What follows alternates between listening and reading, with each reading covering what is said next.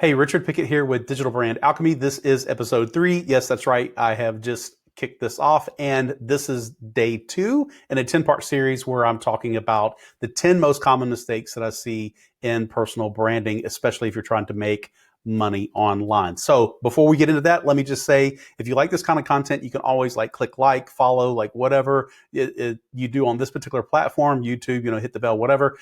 But to make sure you don't miss out on anything, you may want to hop on my list. You will see the link scrolling down below.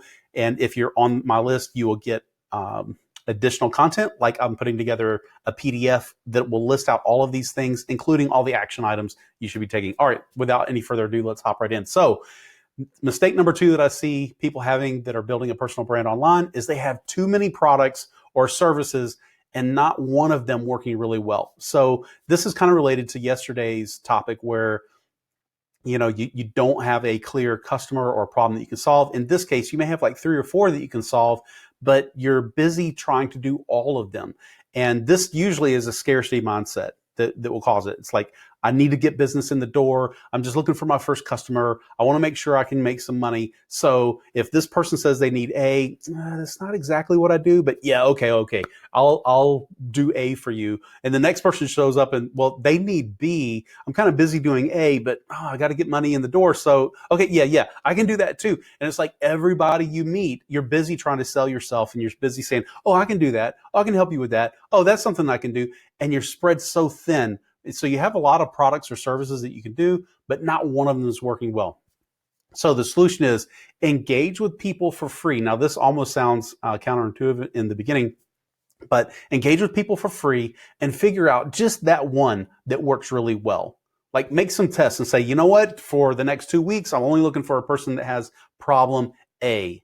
And I'm going to go solve that problem, even if I have to do it for free or whatever, lower price, whatever, just so that you can get some experience on solving that one particular problem and see if that works well. If you really can solve that problem, that's something you really enjoy, then the next thing you need to do is just say, okay, that's all I'm going to do. And until I get this one solution working really well, or this one product being sold, or whatever that is, working really well, I'm not going to look at other things. So if someone else comes to you in the meantime and they say, hey, can you do, you say, yeah, I can, but that's not actually what I'm focusing on right now. And you just get this one thing working really well. So don't have too many products or services without one of them working really well. Another way that I see this is people that make courses online, they do coaching, and they're doing so many different things, but none of them are working well. They're so busy coaching, they can't actually make their course or their series.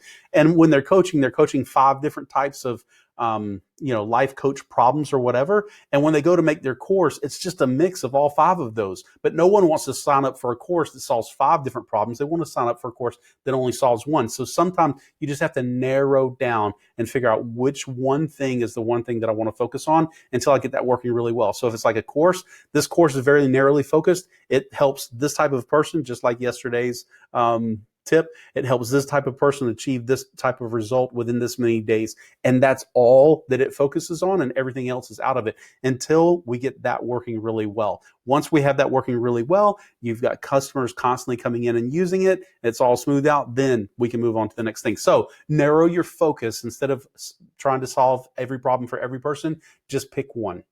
All right, looking forward to seeing you guys in the next episode.